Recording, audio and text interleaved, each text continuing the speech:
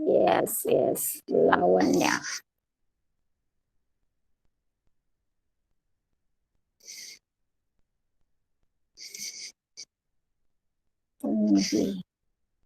अथर्व.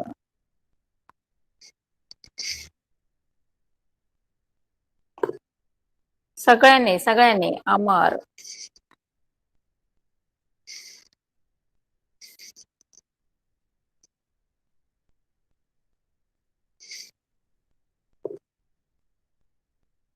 दहा जण आहात ना तुम्ही सगळ्यांनी. रेश्मा.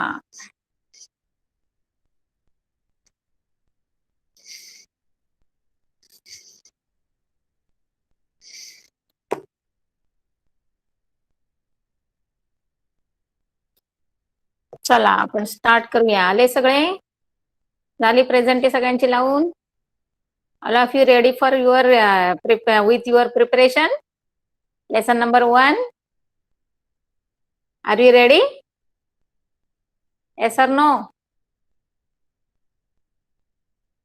येस. तन्वी रेडी आहे. अजून कोण आहे? लावण्या. अजून भैरवी, अमर. Very good. अजून कोण कोण आहेत? सगळे रेडी? Yes yes. महेंद्र.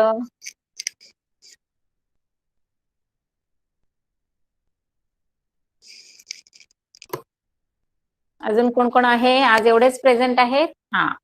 चला तर मग आता स्टार्ट करूया. तर स्टार्ट करताना मी सुरुवातच तुमचं कशाने करते? तुमचे टेक्स्च्युअल क्वेश्चन आहेत ना, त्याच्यानेच करते. म्हणजे पहिला तुमचा क्वेश्चन आहे फिलअप्सचा. समजला?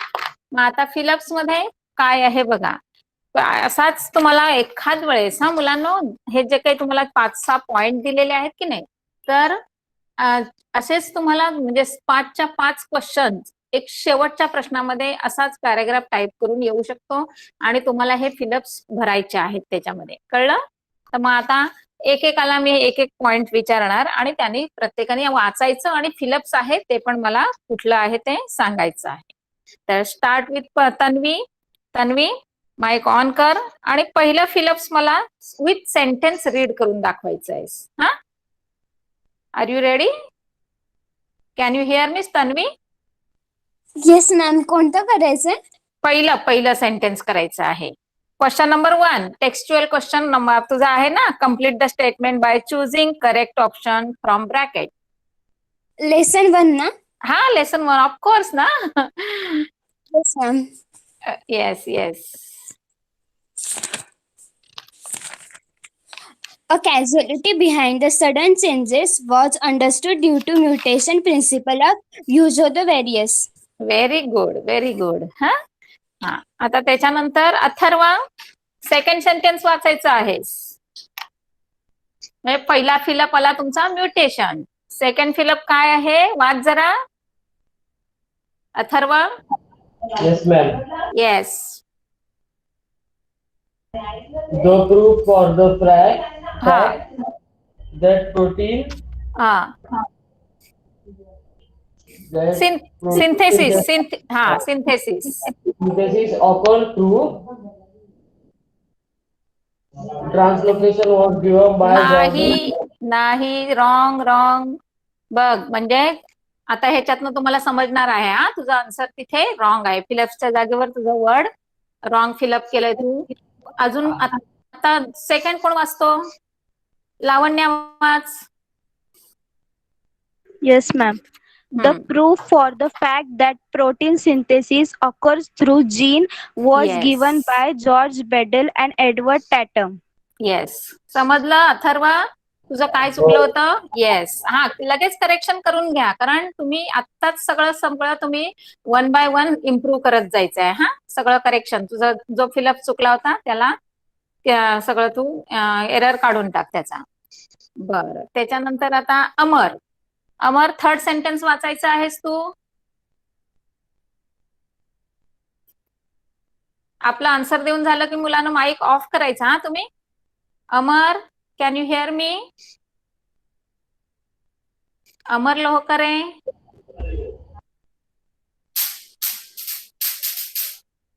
R you in meeting? अमर.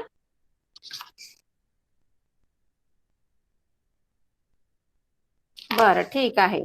अमर नाही तर मग रेश्मा. चल रेश्मा, थर्ड सेंटेन्स वाचायचं आहे. रेश्मा, कॅन यू हिअर मी रेश्मा? नाही? बर, मग आता कोण राहिलं? Mahendra. Yes, ma'am. Yes, read. Third sentence, no? Third sentence. Transfer of information from molecule of DNA to mRNA is transcription process. Yes, is called transcription process. Clear झालं सगळ्यांना? तिथला परफेक्ट वर्ड आहे, तुम्हाला चूज करायचा आहे. ऑलरेडी सगळे words तुम्हाला दिलेले आहेत मुलांनो, फक्त परफेक्ट वर्ड चूज करायचा आहे आणि यो प्रॉपर प्लेसवर तुम्ही फिलअप करायचं आहे. क्लिअर? ओके. त्याच्यानंतर आता पुन्हा आला का? अपर्णा कोण आहे? अपर्णा, फोर्थ सेंटेन्स वाचायचं. अपर्णा. बर, त्याच्यानंतर कोण? रेश्मा आहे का? रेश्मा आली? मी तुम्ही प्रेझेंटी लावली तेवढ्या सगळ्यांची नावं लिहिलेली आहेत, कळलं? ओके. चल Tanvi, repeat again sentence number 4. Yes, ma'am. हा. Evolution means gradual development. Yes, good good. समजलं सगळ्यांना? हा, हे लक्षात ठेवायचं आहे कारण तुमचा प्रॉपर वर्ड तिथे पाहिजेच पाहिजे. हा, बर. फिफ्थ सेंटेन्स, आता लास्ट वाला सेंटेन्स आहे. सचिन वाच, चल.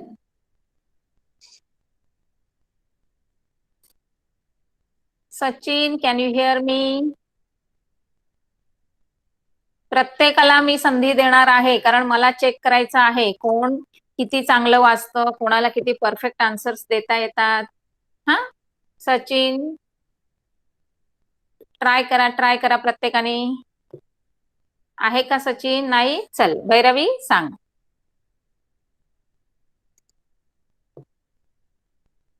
हा, भैरवी लेफ्ट झाली.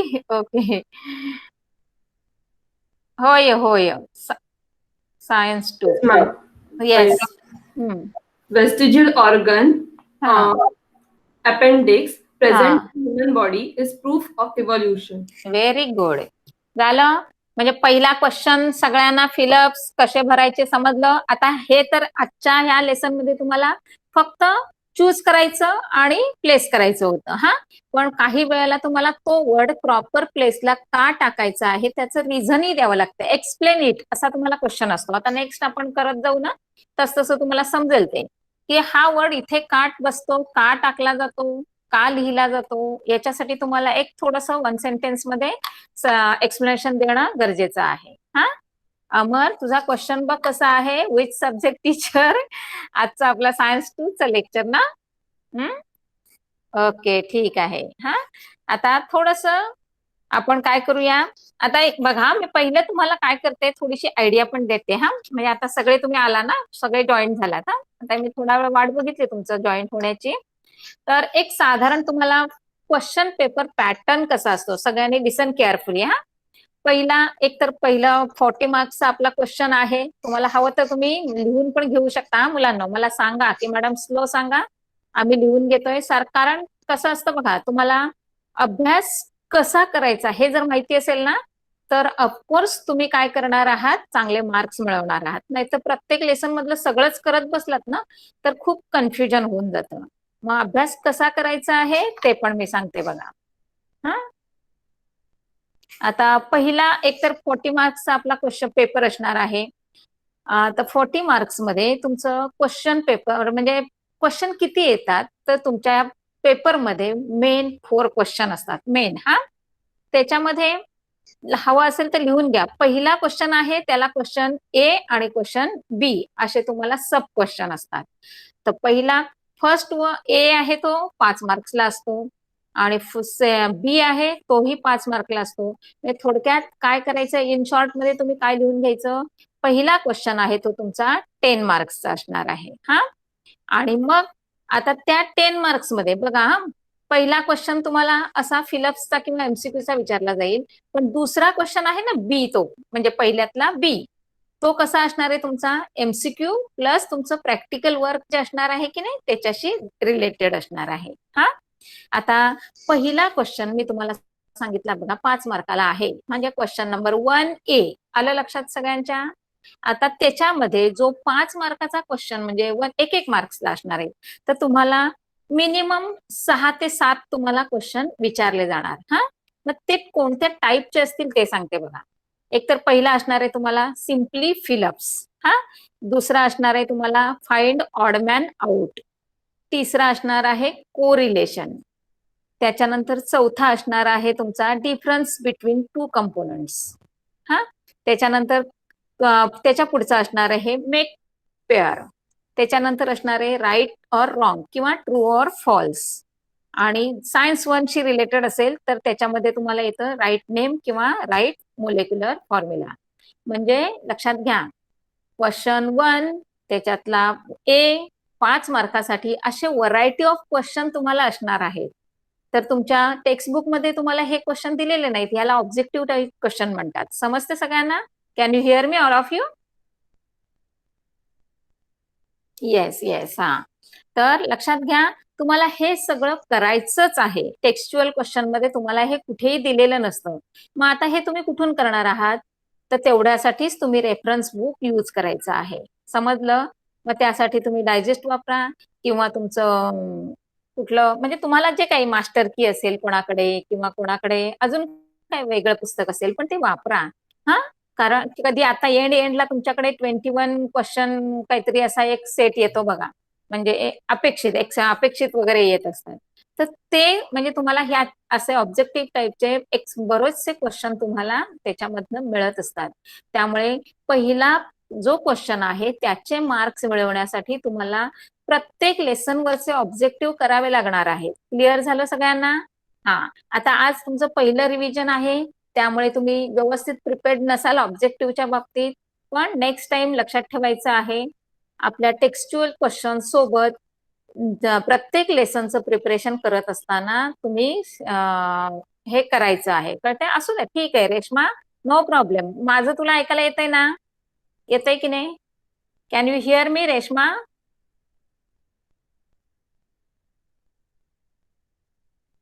ओके ओके ओके, ठीक आहे ठीक आहे. हा, काही प्रॉब्लेम नाही. फक्त तुम्ही कंटिन्यू करत राहा. मी सगळ्यांसाठी सांगतच राहीन का आतापासून आपलं रिव्हिजन सुरू झालं मुलांनो. लक्षात घ्या, आपण जानेवारी एंडच्या याच्यात आहोत.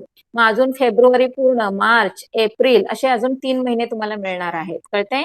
आणि मग ह्या मी सांगितलंय त्या प्रकारे तुम्ही जर गेलात तर खरोखर तुम्ही एक खूप छानपैकी प्रिपेअर्ड राहणार आहात.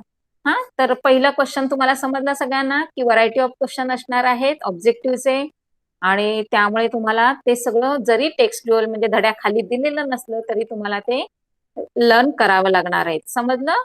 म्हणजे हे ऑब्जेक्टिव्हचं प्रिपरेशन तुमच्यासाठी मोस्ट इम्पॉर्टंट आहे, कारण 40 मार्कामधले 10 मार्क तुमच्या क्वेश्चन नंबर 1 मध्येच आहेत. क्लिअर सगळ्यांना? आता आपण वळूया क्वेश्चन नंबर 2 कडे. तर क्वेश्चन नंबर 2 पण तुमचा 10 मार्क्सचा असतो. कळलं सगळ्यांना?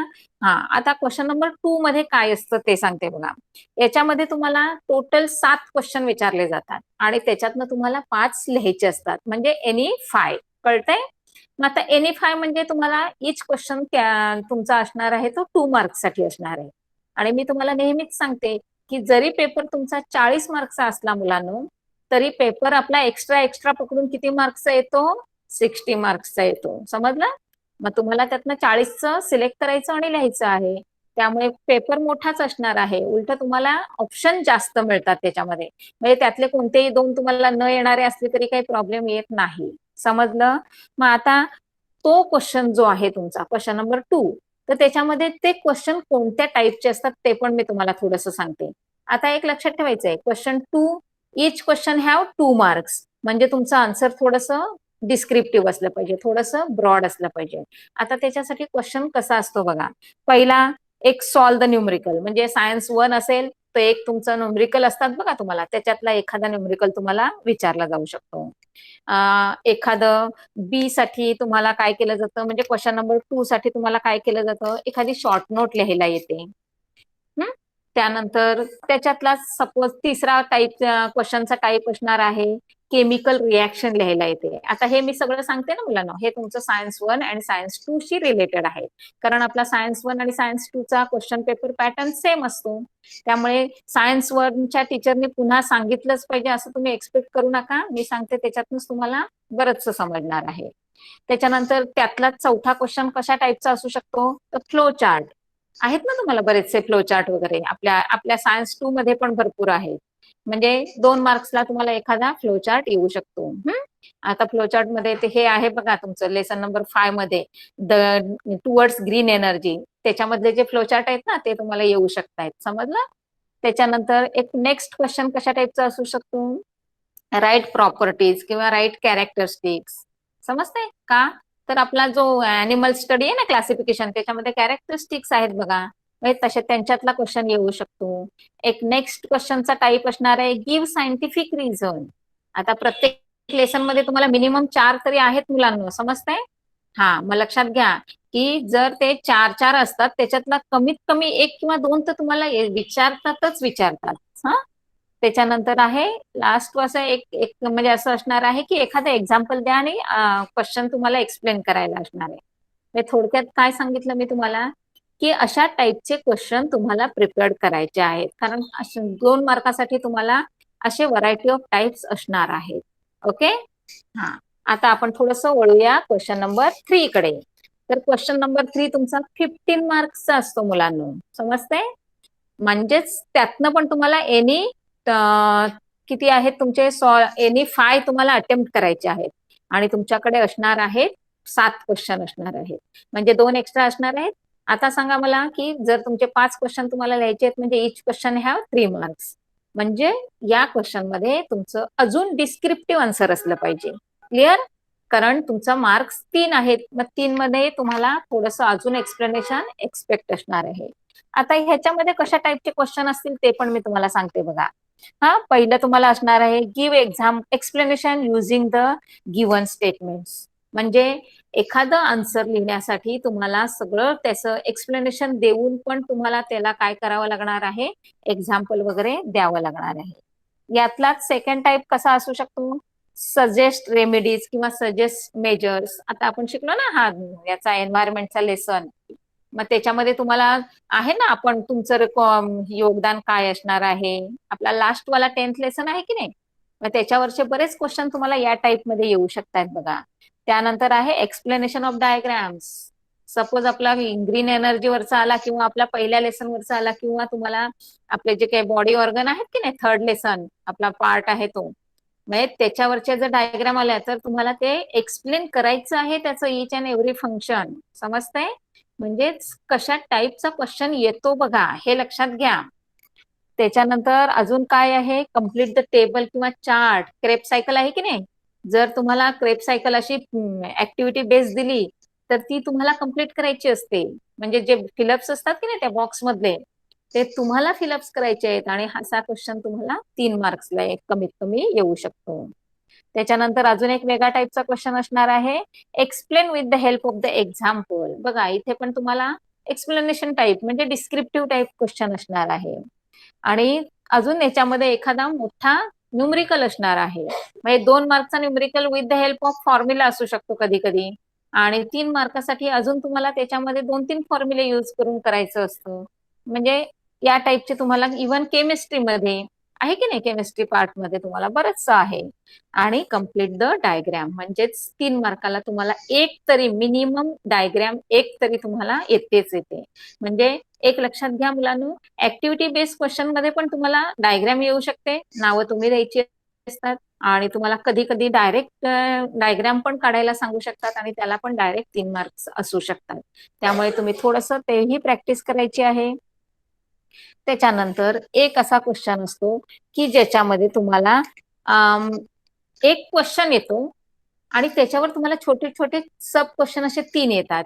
सपोज मी तुम्हाला सांगते टुवर्ड्स ग्रीन एनर्जी, याच्यामधलं थर्मल एनर्जीची तुम्हाला फ्लोचार्ट किंवा डायग्राम दिली तर त्या डायग्रामवर तुम्हाला त्यांनी 3 क्वेश्चन विचारलेले असतात की थर्मल एनर्जीमध्ये तुम्ही ऍज अ फ्युअल म्हणून काय वापरता, फ्लोचार्ट कोणत्या स्टेप्स मधनं जातं किंवा त्याचं जे एनर्जी फॉर्मेशन प्रोसेस आहे ती कशी आहे, एक्सप्लेन करा. हे अशा टाईपचे तुम्हाला 3 त्याच्यावर सब क्वेश्चन विचारले जाऊ शकतात. हे मी तुम्हाला एक फॉर एक्झाम्पल सांगते, पण लक्षात ठेवायचं आहे की अशा टाईपचं तुम्हाला क्वेश्चन येत असतात. आणि त्याच्यानंतरचा अजून एक क्वेश्चन असतो कम्प्लीट द पॅरेग्राफ. आता मी जस्ट फिलअप्स तुमचं घेतलं की नाही, मी 5 घेतले तुमचे फिलअप्स, तर तुमचा क्वेश्चन जर 3 मार्क्सला असेल मुलांनो, तर तुम्हाला त्याच्यामध्ये 3 फिलअप्स भरायला येतील किंवा कधी कधी 6 फिलअप्स भरायला येतात. म्हणजे एक पॅरेग्राफ तुमच्या टेक्स्च्युअल क्वेश्चन मध्ये आहेत बरेचसे, धड्यांच्या खाली हे सगळं दिलेलं आहे मुलांनो. तर कधी कधी तुम्हाला असा पॅरेग्राफ दिला जातो आणि त्याचे फिलअप्स असतात ना, तेही तुम्हाला असे चूज करून लिहायचे असतात. तर असा अख्खाच्या अख्खा क्वेश्चन, म्हणजे आज आता मी फर्स्ट क्वेश्चन घेतला की नाही तुमचा, तर तो सगळाच्या सगळा पण तुम्हाला विचारला जाऊ शकतोय. समजतंय? कारण एका फिलअप्सला अर्धा मार्क वगैरे त्यांनी ठेवलेला असतो. म्हणजे अशा टाईपचे क्वेश्चन तुम्हाला येऊ शकतात. क्लिअर झालं सगळ्यांना? आणि लास्ट आपला क्वेश्चन आहे क्वेश्चन नंबर 4. याच्यामध्ये मात्र तुम्हाला 2 क्वेश्चन विचारले जातात आणि त्यातला कोणताही एक तुम्हाला अटेम्प्ट करायचा असतो. आणि त्या एका प्रश्नाला मुलांना 5 मार्क्स असतात. लक्षात घ्या. म्हणजेच प्रश्नांची डिफिकल्टी लेवल कशी वाढत जाते बघा. जो चौथा क्वेश्चन आहे तो फक्त 5 मार्क्सला आहे, पण तो तुम्हाला स्वतः लिहायचा आहे. का? तर त्याला एकालाच अटेम्प्ट करून तुम्हाला एकाला 5 मार्क्स आहेत. मग त्याच्यामध्ये काय असू शकतं बघा, draw a figure and give explanation असंही येऊ शकतं, किंवा new diagram to be drawn correcting, म्हणजेच कशीच एक डायग्राम दिली असेल त्याच्यामध्ये काहीतरी त्यांनी चुकीचं दिलेलं असेल, ते तुम्ही फाइंड आउट करायचं, करेक्ट करायचं आणि एक्सप्लेनेशन पण द्यायचं आहे. म्हणजेच explain with the help of diagram असा तुमचा क्वेश्चन असू शकतो. त्याच्यानंतर त्याच्यामध्येच अजून एक वेगळा टाईप कसा येऊ शकतो, तर read the given paragraph and answer the question based on it. म्हणजेच एखादा तुम्हाला लेसन मधला कुठला तरी एक पॅरेग्राफ दिला जातो, तो पॅरेग्राफ तुम्ही जसं तुमचा आहे ना मराठी लँग्वेज मध्ये असतं बघा, मोस्टली तुम्हाला सीन आणि अनसीन पॅसेज वगैरे, तसा टाईपचा हल्ली सायन्स मध्ये पण तुम्हाला एक पॅरेग्राफ देतात आणि त्या पॅरेग्राफ बेसवर तुम्हाला क्वेश्चन विचारले जातात आणि हा तुमचा 5 मार्क्सला असतो. हा, आता त्याच्यानंतर आहे अजून एक वेगळा टाईपचा क्वेश्चन कसा येऊ शकतो, complete the given in table किंवा चार्ट. म्हणजेच तुम्हाला काय करायचं आहे, आता ते आपल्या मायक्रोब्स वर आहे की नाही, आपला मायक्रोबचा लेसन, त्याच्यामध्ये बरेचसे मोठे मोठे चार्ट तुम्हाला दिलेले आहेत. मग त्या चार्ट मध्ये तुम्हाला असे 3-4 फिलअप्स रिकामे दिलेले असणार आहेत आणि तुम्हाला तो कम्प्लीट करायचा असणार आहे. आणि एखादा अजून एक वेगळा टाईपचा क्वेश्चन कसा असेल, answer the question in detail. म्हणजे तुम्हाला त्याच्या लॉज पण सांगायचे आहेत, त्याचे प्रॉपर्टीज पण सांगायचे आहेत. हा तर मोस्टली क्वेश्चन तुमचा सायन्स 1 आहे, कारण सायन्स 1 मध्ये तुम्हाला भरपूर लॉज दिलेले आहेत आणि त्यांच्या भरपूर प्रॉपर्टीज पण आहेत आणि हे सगळं तुम्हाला करायचं आहे. आणि अजून एखादा क्वेश्चन कसा असू शकतो, make a concept diagram base with the component and given explanation. समजलं? म्हणजे अशा टाईपचे तुम्हाला क्वेश्चन, व्हरायटी ऑफ क्वेश्चन असणार आहेत. तर आता मी तर तुम्हाला नेहमी सांगत आली की तुम्ही काय करायचं आहे, टेक्स्च्युअल क्वेश्चन रीड करायचे आहेत, प्रिपरेशन तयार ठेवायचं आहे आणि तुमचा जो रिड्यूस पार्ट आहे त्याच्याकडे तुम्ही बघायचं पण नाही. पण आता मी तुम्हाला जर क्वेश्चन पेपर पॅटर्न सांगितला मुलांना, तर साधारण तुम्हाला आयडिया आली असेल की आपल्याला नुसते टेक्स्च्युअल क्वेश्चन मार्क्स देणार नाहीत. समजतंय? कारण तुमचे ऑब्जेक्टिव्ह आणि तुमचे एमसीक्यूचे क्वेश्चन नंबर 1 मधला बी आहे तो तुमचा प्रॅक्टिकल बेसवर आहे आणि प्रॅक्टिकलचं जर तुम्ही तुमचं जर्नल बघितलं तर त्याच्यामध्ये तुम्हाला प्रॅक्टिकलचा तुमचा जो एक्सपेरिमेंट असतो त्या एक्सपेरिमेंटवर त्यांनी एमसीक्यू मिनिमम 3 to 4 या 5 काहीतरी विचारलेले असतात बघा. म्हणजे तेही तुम्हाला प्रिपेअर करायचे आहेत. समजलं? हे किती तुम्हाला प्रिपरेशन आहे बघा. आता मी 1 by 1 जेव्हा एक एक लेसनचं घेत जाईन ना, तेव्हा तुम्हाला सगळं डीपली सांगत जाईन.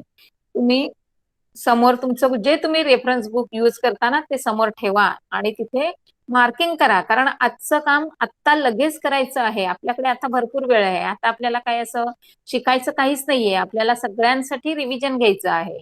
त्यामुळे सगळेच्या सगळे जर तुम्ही इथे प्रेझेंट असाल तर एक एक गोष्ट तुमच्या बुकमध्ये ती मार्क करा की ह्या गोष्टी तुम्हाला करायच्या आहेत. समजलं सगळ्यांना? हा, आता एक आपला झाला हा पहिला क्वेश्चन तुमचा झाला की ज्याच्यामध्ये तुम्हाला फिलअप समजले. आता जाऊया थोडस आपण आपल्या याच्याकडे, आपल्या डेफिनेशनकडे. कारण पहिल्या लेसन मध्ये तुम्हाला 3 डेफिनेशन आहेत बघा, त्या खरंच इम्पॉर्टंट आहेत. कारण का, तर त्या डेफिनेशन तुम्हाला 1 किंवा 2 मार्क्सला विचारल्या जाऊ शकतात. म्हणजे आपला जो दुसरा क्वेश्चन असतो की नाही, त्याच्यामध्ये तुम्हाला त्या डेफिनेशन मोस्टली विचारल्या जातात. तर पहिले आपली डेफिनेशन आहे ट्रान्स्क्रिप्शन. कोण उत्तर देणार आहे? आणि सगळ्यात महत्वाचं मुलांनो, तुम्ही मला उत्तरं न बघता द्यायची आहेत. ओके, कोणीही काहीही चिटिंग पिटिंग काही करायचं नाही. कोण आहे रेडी? न बघता मला आन्सर द्यायचा आहे. ट्रान्स्क्रिप्शन डेफिनेशन सांगा कोणीतरी.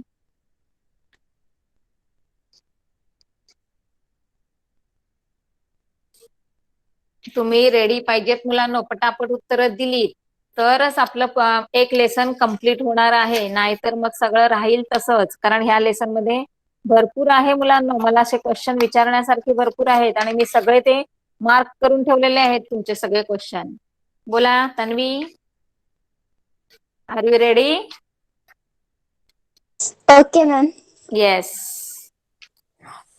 Transcription, no? हा, ट्रान्स्क्रिप्शन बोल. Process of synthesis of mRNA according to the nucleotide sequence हा present on DNA is called transcription. हा, ठीक आहे ठीक आहे. अजून कोण रिपीट कोण करतं का? बघा जरा, एकटीच ती करत असते तन्वी. कोण अजून आहे? बोला. हा, चल लावण्या बोल. The sequence of nucleotides हाँ. in mRNA हाँ. been produced always complementary to the DNA strand हा. used for synthesis. हम्म. There is uracil in RNA instead of thymine of DNA.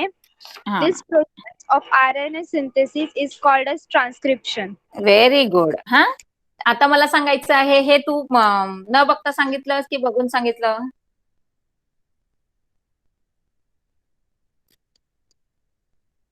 बर, ठीक आहे. कसं का असू द्या, पण एक लक्षात ठेवायचं आहे हा, की तुम्ही हे हा अथर्व सांग. चल. The process of synthesis of RNA from DNA is known as transcription. Okay okay. सगळ्यांनी लर्न करायची आहे. हा हा, आता त्याच्यानंतरची आहे आपली ट्रान्सलोकेशन. बोला, कारण 3 पैकी कुठली तरी एक डेफिनेशन तुम्हाला विचारतातच ते. बोला ट्रान्सलोकेशन. सचिन बोलायचं आहे. बोल अथर्व, चल बोल. The process of synthesis of protein from mRNA specific for the protein is called translation. Translocation. Translocation Translocation की हा हा, ट्रान्सलोकेशनची.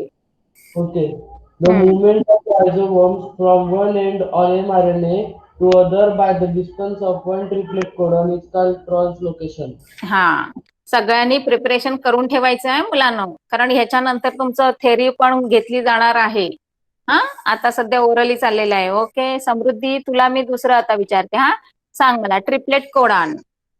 एक तुम्हाला क्वेश्चन येतच असतो, what is mean by triplet codon किंवा एक्सप्लेन ट्रिपलेट कोडॉन. बोला.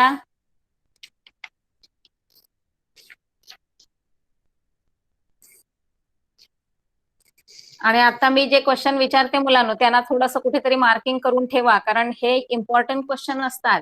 कारण आम्हाला माहिती आहे, नेहमी म्हणजे पेपर तपासताना आम्हाला माहिती झालेलं आहे की या टाईपचे क्वेश्चन तुम्हाला येत असतात. बोला ट्रिपलेट कोडॉन. येस तन्वी बोल. The code for each amino acid consists of 3 nucleotides. It is called as triplet codon. Very good. आणि अजून काय त्याच्या पुढे एक्सप्लेन करता येतं अजून थोडंसं, कारण काय होतं, ही छोटीशी डेफिनेशन झाली. अजून त्याच्या पुढे एक आहे. बोला. ते झालं ट्रिपलेट कोडॉन. हा, त्याच्यात ऍड करते बघा मी. mRNA form in nucleus brings the coded message from DNA when it comes in cytoplasm. This message contains the codes for amino acid. हा, कारण हे जे कोडॉन्स आहेत ते अमायनो ऍसिडशी रिलेटेड आहेत ना, त्यामुळे थोडंसं अजून एक सेंटेन्स त्याच्यामध्ये ऍड करा. कारण तुम्ही 10th ची मुलं आहात, थोडंसं तुमचं एक्सप्लेनेशन एक्सपेक्टेड आहे. क्लिअर सगळ्यांना? Then what is mutation. अगदी 100% तुम्हाला याच्यावर येत असतो व्हॉट इज म्युटेशन, कारण तुमचा ह्या लेसन मधला हा मेन पार्ट आहे मुलांना. बोला.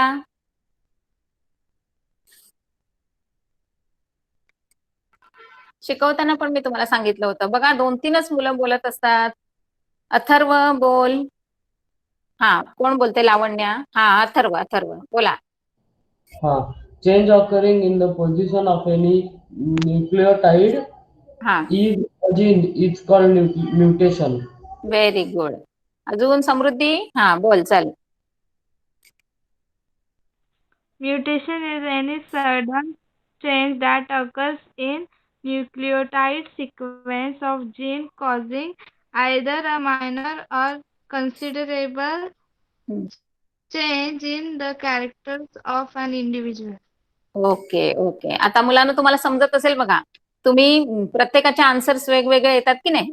हा, मग आता एक काम करायचं, नेहमी थोडासा बेस कोणाचा घ्यायचा असतो? बेस टेक्स्टबुकचा घ्यायचा असतो हा, आन्सर देत असताना. कळलं सगळ्यांना? त्यामुळे म्युटेशनची डेफिनेशन तुम्हाला बुकमध्ये पण खूप छान सिम्पल मध्ये दिलेली आहे. आता थोडस मोठ्या क्वेश्चन कडे वळते, कारण आपला वेळ लगेचच होत असतो. एक पहिला क्वेश्चन आहे तुमचा याच्यातला, बघूया काय आहे. आता जे ऑडमॅन आउट वगैरे आहेत ते आता मी तुम्हाला सांगितलं नव्हतं, त्यामुळे मी आज त्याच्याकडे थोडस नाही लक्ष घालत. पण या लेसन मध्ये बघा, ऑडमॅन आउट मध्ये तुम्हाला एक 5-6 दिलेले आहेत आणि शिवाय 1-2-3 डेफिनेशन दिलेले आहेत. त्याच्यामध्ये हेरिडिटी कधीतरी विचारलं पण जातं. हा, तर हेरिडिटी म्हणजे काय सांगा जरा एकदा. डेफिनेशन हेरिडिटी या छोट्या मोठ्या तुम्हाला विचारल्या जातात मुलांना आणि तुम्ही ते दुर्लक्षित केलेलं असतं. बोला. येस, तन्वी नाही, लावण्या बोल.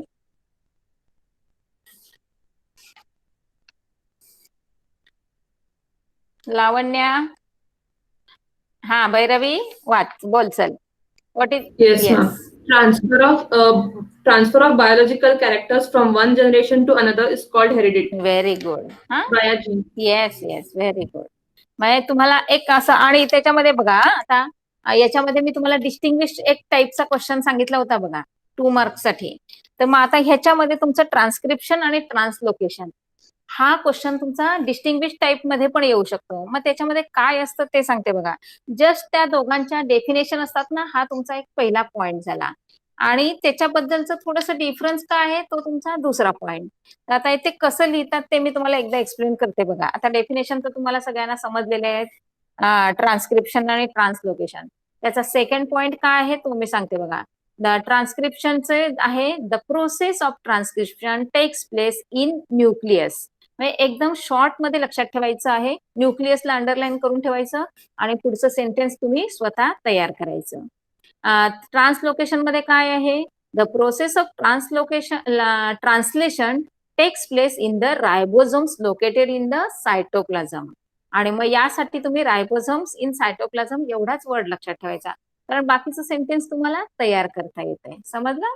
आता त्याच्यानंतर त्यातला थर्ड पॉइंट काय बघा. During transcription RNA is produce in from DNA. आणि ह्याच्यामध्ये ट्रान्सलेशन मध्ये आहे, during translation proteins are produce with the help of RNA. कळतंय? त्यामुळे हे अशा प्रकारचे जे तुमचे डिफरन्स बिटवीन असतात ना, तेही तुम्ही थोडेसे लर्न करून ठेवायचे आहेत. आता डायरेक्टली जाते मी थोडस तुमच्या लेसनच्या खाली जो क्वेश्चन आहेत ना त्याच्याकडे.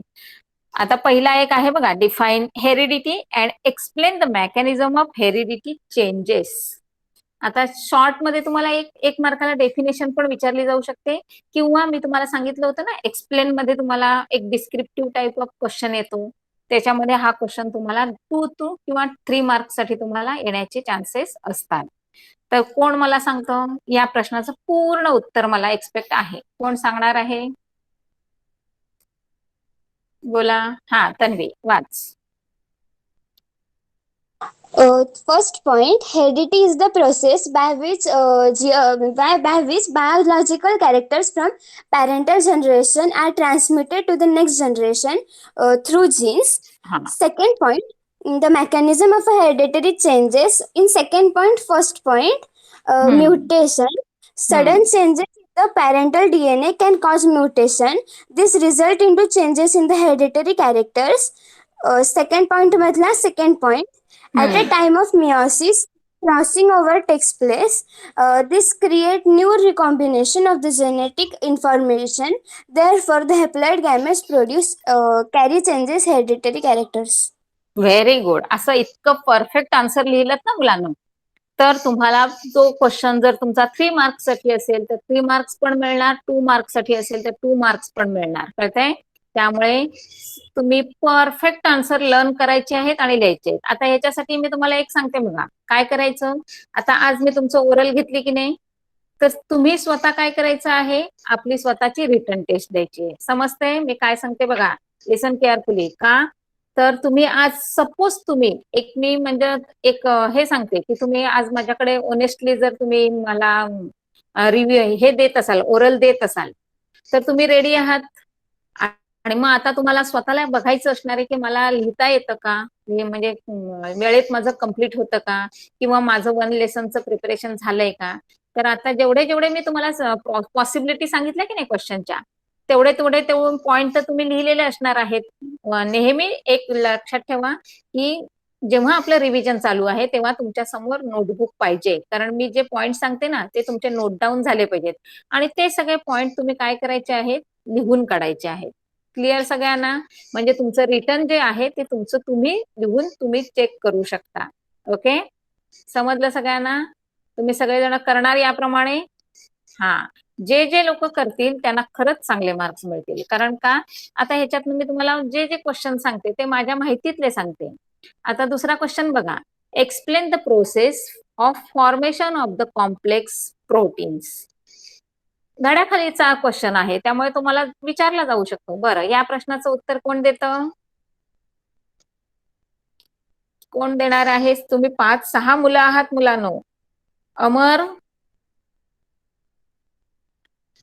बोला, सगळ्यांनी बोलायचंय. तन्वी, समृद्धी, नंतर कोण, रेश्मा, रेश्मा बोला. येस, तन्वी थांब जरा, थांब. बाकीच्यांना पण चान्स मिळू दे जरासा. कोण, सचिन,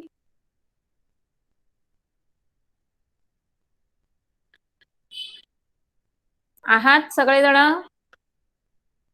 बघा असं म्हणजे ते आपल्याला वर्गात असतं की नाही, मॅडमने क्वेश्चन विचारलं की मान खाली घालून बसायचं किंवा पुढच्या मित्राच्या मागे लपायचं, तसा प्रकार दिसतोय इथे तुमचा. हा, रिप्लाय काही देत नाहीत बघा काही मुलं, ठराविक मुलं. तर असं नाही चालणार आहे. हा, सगळ्यांनी दिलं पाहिजे, कारण तुम्ही सगळे पार्टिसिपेट व्हाल तेव्हा मला कळेल ना की तुम्ही किती प्रिपेअर्ड आहात म्हणून. बरं, महेंद्र आहे का? महेंद्र, बऱ्याच जणांचा मला असं वाटतं नेटवर्कचा काहीतरी इश्यू दिसतोय. येस, बोल. चल महेंद्र, परत मी एकदा क्वेश्चन रिपीट करते बघ. Explain the process of formation of complex protein. चल सांग मला आन्सर त्याचं. ओके ओके, तुझं नाव अथर्व का? ओके ओके, ठीक आहे. Explain the process of formation of complex proteins, ना? हा हा हा. The proteins are synthesis in following steps: transcription, translation, and translocation. हा Protein synthesis take place according to sequence of nucleotide present on DNA molecules with the help of RNA molecules. This is known as central dogma. मग पहिला first point आता yes yes yes, आता मी तुला सांगते बघ, पहिल्या प्रश्नाचं जे तुला आन्सर सांगायचं आहे की नाही, तर आता तू तिन्ही पॉइंट एक्सप्लेन करणार. याच्यामध्ये तुम्हाला कंपल्सरी तिन्ही पॉइंट एक्सप्लेन करायचे आहेत. हा, ट्रान्सक्रिप्शन, ट्रान्सलोकेशन आणि ट्रान्सलेशन. तर खूप मोठे मोठे आन्सर तुम्हाला बुकमध्ये दिलेले आहेत बघा. तर त्या सगळ्यातनं तुम्ही शॉर्टकट काढायचे आहेत. हा, आणि तेवढंच लिहायचं. एवढं मोठं आन्सर लिहित बसायचं नाही, समजलं? कारण हा क्वेश्चन तुम्हाला फार तर 3 मार्क्सला असेल आणि तुम्ही अगदीच फुल एक पेजवर पान एका पेज भरून जर एकाच लिहित बसला तर त्याच्यामध्ये तुमचा वेळ जातो. त्यामुळे हे जे पूर्ण दिलेलं आहे की नाही त्याच्यातनं तुम्ही काय करायचंय, मेन पॉइंट सिलेक्ट करायचे आणि तेवढेच लर्न करायचे. समजलं? हा, बोल. चल वाच. आता सध्या राईट नाव तू पूर्ण वाचलंस तरी चालणार आहे. वाच. Okay. In the first point, transcription.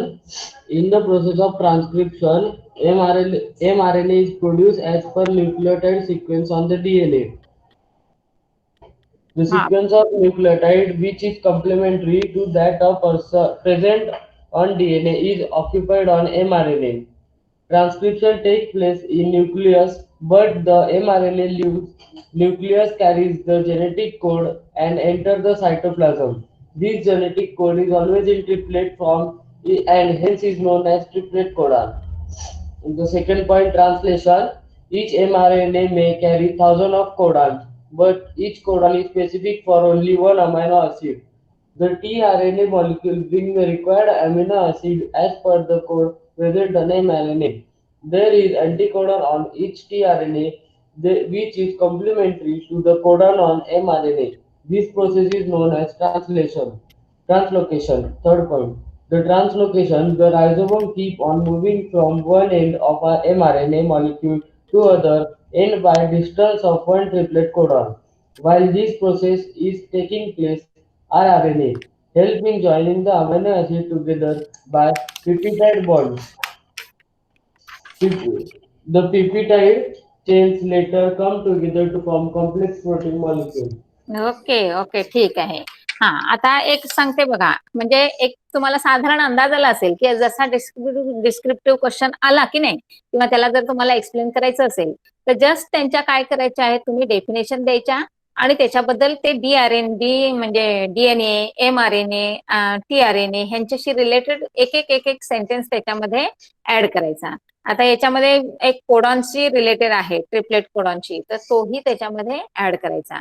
म्हणजे थोडक्यात काय करायचं आहे, जेव्हा तुम्ही प्रिपरेशनला बसता की नाही तेव्हा तुम्ही काय करायचं आहे, पहिल्यांदा काळजीपूर्वक अख्खं आन्सर वाचायचं, त्याच्यामध्ये मेन पॉइंट काय आहेत त्यांना मार्किंग करायचं आणि तेवढंच तुम्ही लर्न करायचं आहे. म्हणजे तुमच्यासाठी तो इझी वे होऊन जातो. समजलं सगळ्यांना? पुढे बघा. आता हा त्याच्यानंतरचा एक क्वेश्चन आहे बघा, आन्सर द फॉलोइंग क्वेश्चन. अगदी छोटासा क्वेश्चन आहे, what do you mean by central dogma. आणि हा तुमच्या लास्ट इयरच्या याला बोर्डच्या SSC बोर्डच्या ह्याच्यामध्ये आला होता, क्वेश्चन पेपर मध्ये आला होता. कोण सांगणार आहे मला त्याचा आन्सर? बोला. What do you mean by central dogma. जसं व्हॉट इज ट्रिपलेट कोडॉन असा क्वेश्चन येतो की नाही, तर सेंट्रल डोग्मावर पण तुम्हाला क्वेश्चन येतो. Yes, Samruddhi watch.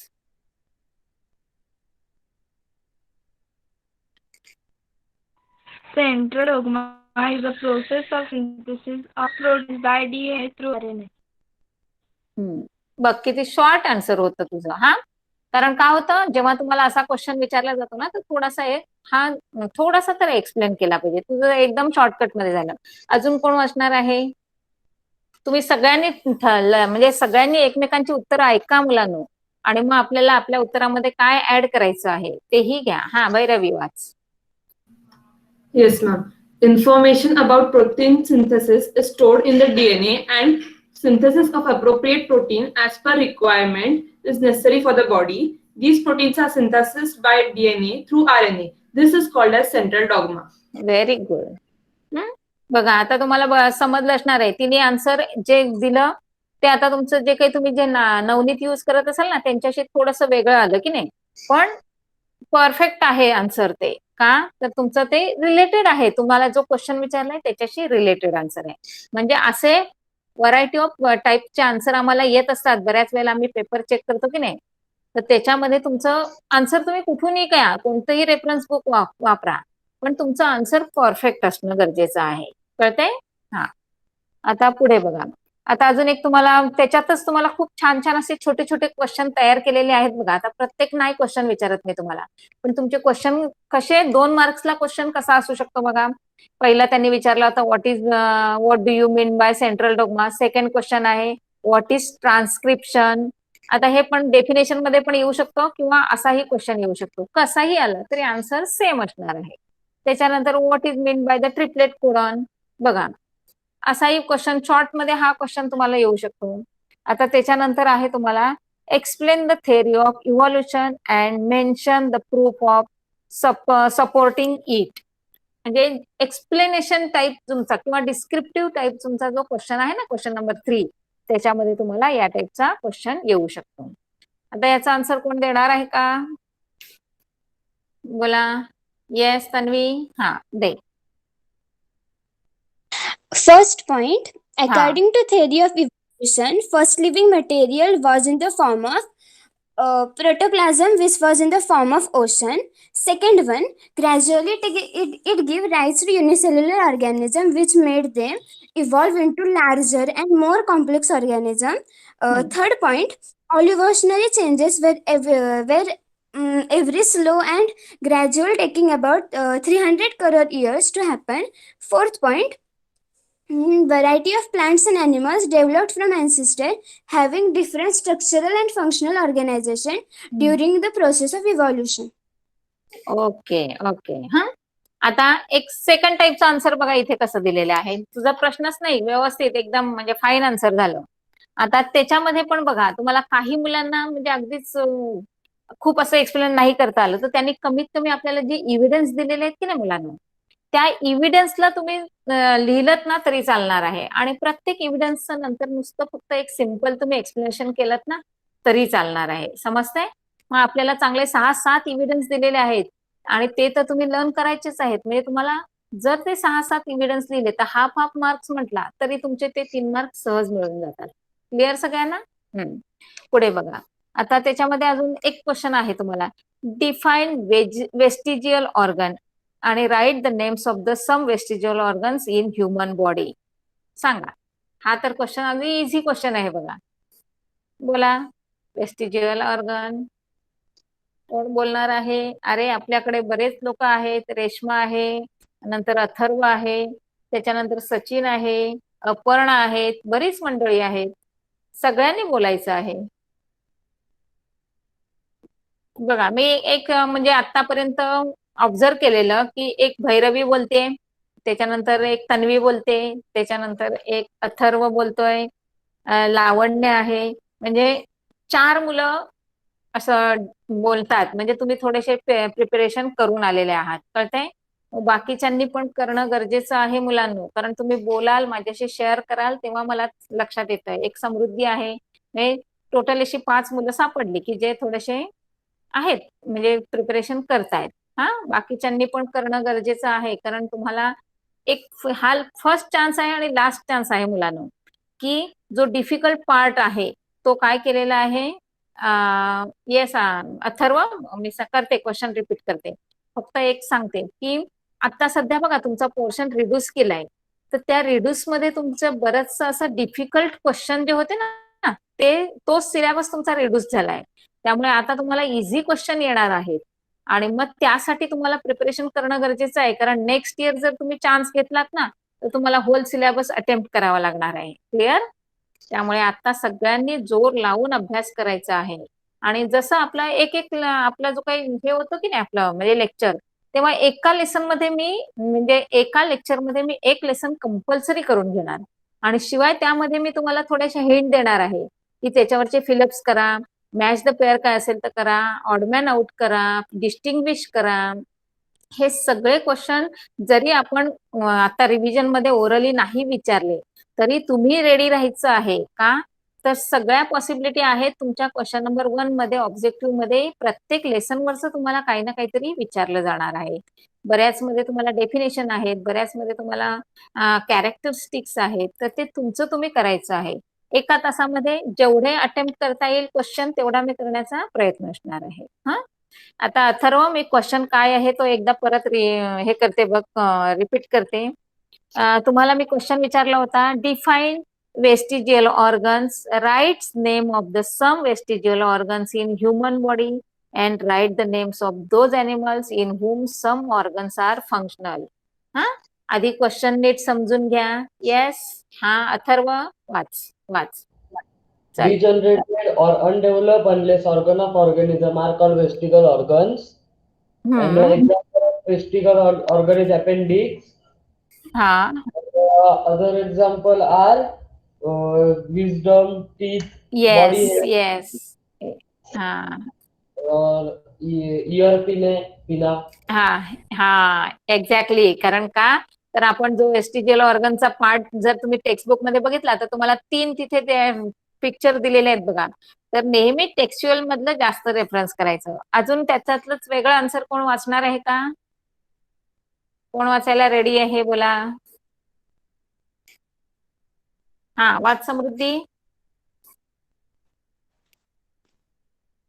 vestigial organs are degenerated or underdeveloped and useless organ of organism. Some vestigial organs in human that are functional in other animals are as follows. Appendix is a fully functional in ruminants for digestion and cellulose. Muscle of a ear pinna. It is useful in monkeys and other animals like rabbits, cows, horses, etc. for हा. movement of ear. Yes yes. हा, आता बघा म्हणजे question ते आपल्या क्वेश्चनचा last part जो होता की नाही, की त्याच्यामध्ये विचारलं होतं write the names of those animals in whom some organs are functional, आणि त्याच्यासाठी मग हिचं आन्सर ते नेसेसरी होतं. हा, कारण जे आपल्यासाठी वेस्टिजियल आहे, पण जर तुम्ही काऊज बघितल्यात, गोट बघितलं, तर त्यांच्यासाठी मात्र हे वेस्टिजियल ऑर्गन युजफुल असतात. समजताय? म्हणजे तुम्हाला एक पहिलं लक्षात घ्यायचं, आपल्याला नेहमी क्वेश्चन 2 वेळा वाचायचा. क्वेश्चन काय आहे तो पहिल्यांदा समजून घ्यायचा आणि नंतर आपलं आन्सर स्टार्ट करायचं. आता त्याच्यामध्ये अजून एक सायंटिफिक रिझन, अजून एक महत्वाचा क्वेश्चन राहिला मुलांना, की लॅमार्किझम याच्यावर तुम्हाला 100% क्वेश्चन येत असतो. तो व्हॉट इज लॅमार्किझम, आणि त्याचे तुम्हाला यूज आणि अनयूज पार्टवर पण तुम्हाला क्वेश्चन येतो. तर बोला, लॅमार्किझम मध्ये एक्सप्लेन करा मला नुसतं लॅमार्किझम.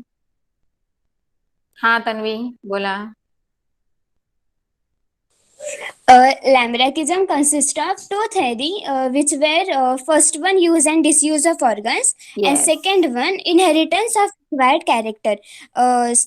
Point 2, in theory of use and disuse of organ, Lamarck says that the character of an organ developed because specific activities that organism perform.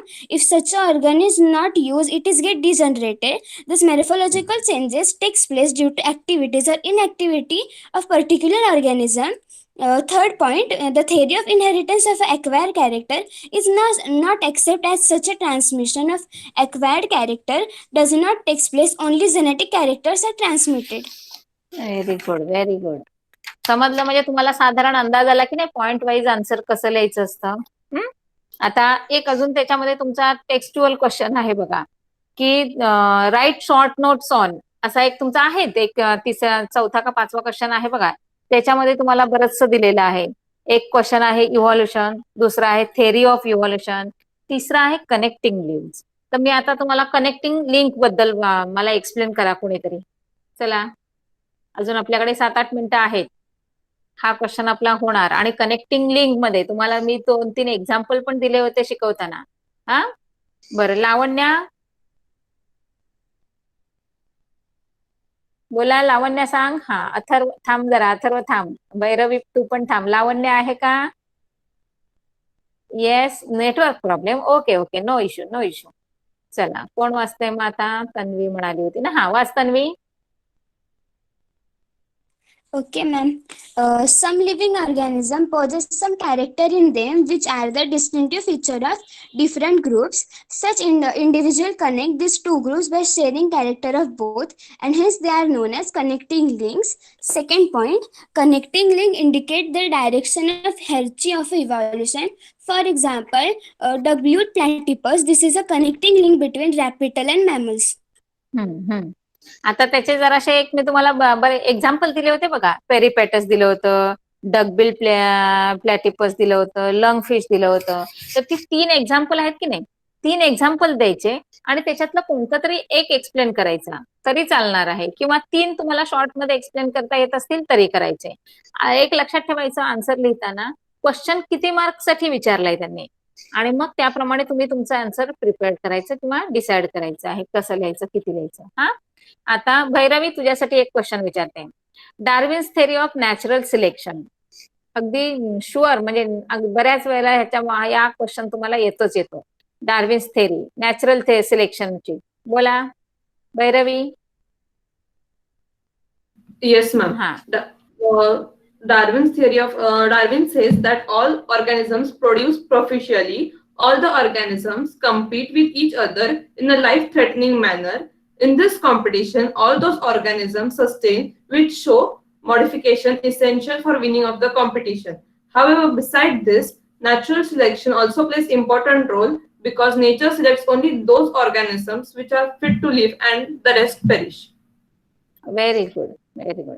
अजून दुसरं आन्सर असं आहे का त्याच्याशी रिलेटेड दुसरं कोणाकडे? कोण सांगणार आहे? Okay, Tanvi watch. First point, Charles Darwin proposed the theory of natural selection after making many observations on different specimens. He published a concept of survival of the fittest. Second point, Darwin explained this concept as follows. Although organisms reproduce prolifically, therefore there is a competition for food, meat, etc.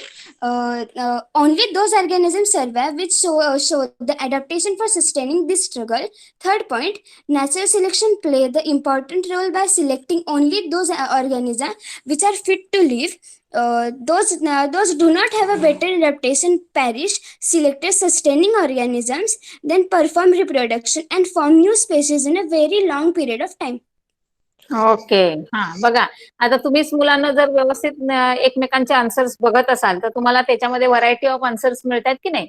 हा, पण प्रत्येक answer तुमचं त्या तुमच्या ज्या क्वेश्चनशी related असतं. त्यामुळे तुम्ही प्रत्येकाने आपलं ओन आन्सर तयार ठेवायचं आहे आणि आपल्या ओन आन्सर बरोबरच राहायचं आहे. हा, नंतर आता एकदा का तुमचं प्रिपरेशन झालेलं असेल तर शक्यतो जास्त चेंजेस तुम्ही करायचे नाहीत. का? जेव्हा तुम्ही प्रिपेअर्ड होता तेव्हा तुम्हाला सगळं माहिती झालेलं असतं की हा या पेजवर आहे, हे या पेजवर आहे आणि मग तुमचं बरोबर ती इमेज तुमच्या ह्याच्यामध्ये तयार झालेली असते. समजतंय? आणि आता लास्ट आपलं राहिलं की सगळ्याच जेव्हा तुमचं हे प्रिपरेशन झालेलं असतं तेव्हा आपण विसरणे ही एक आपली प्रोसेस आहे. समजतंय? जर तुम्ही त्याच्याकडे रिवाइज वगैरे काय करत नसाल, सपोज माझा एक लेसन झाला, आता मी त्या लेसनला बाजूला ठेवते, तर तसं चालत नाही. कळलं? आता आपण नेक्स्ट लेक्चरला आपला सेकंड लेसन असणार आहे. तर पहिल्या लेसनचं थोडंसं तुमचं टच हा तुम्हाला ठेवावाच लागणार आहे. कळतंय? कारण आम्ही काय करतो, टीचर लोक, आम्ही एक एक लेसनचं रिव्हिजन घेत जातो. आमचं पहिल्या लेसनचा टच बाजूला राहतो, पण तुम्हाला सगळं कॅरी करायचं आहे. त्यामुळे तुम्ही काय करायचं आहे मुलांनो, पहिल्या लेसनचा टच तसाच ठेवायचा आणि दुसऱ्या लेसनचं प्रिपरेशन करायचं आहे. तर नेक्स्ट वीकला आपला दुसरा लेसन असणार आहे. तर नेक्स्ट वीकला तुम्ही सगळेजण प्रिपेअर्ड असले पाहिजेत आणि सगळ्यांनी मला उत्तर द्यायची आहेत. हा, ज्यांनी आज दिली नाहीत त्यांनी नेक्स्ट लेसनसाठी प्रिपेअर्ड राहायचं आहे. आणि नेक्स्ट लेसनला मुलांना मी तुमचे त्याच्याशी रिलेटेड जे ऑब्जेक्टिव्ह क्वेश्चन आहेत ते पण मी तुम्हाला विचारणार. हा, आणि सगळ्यांनी मला प्रामाणिकपणे कुठेही चिटिंग न करता आन्सर द्यायचे आहेत. आज तुम्ही किती जणांनी प्रामाणिक आन्सर दिले मला?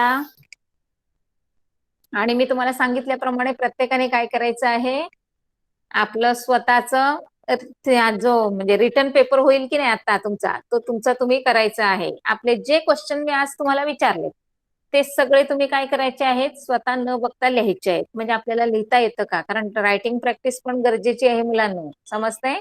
कारण तुम्ही काहीही रिटर्न वर्क करत नसाल तर एका वेळी 2 तास तुम्ही लिहू शकणार नाहीत. समजतंय? त्यामुळे आत्तापासून तुम्ही प्रॅक्टिस करायची आहे. Okay, done? ठीक आहे, चला आता थांबूया आपण इथे. ओके, चला, बाय बाय.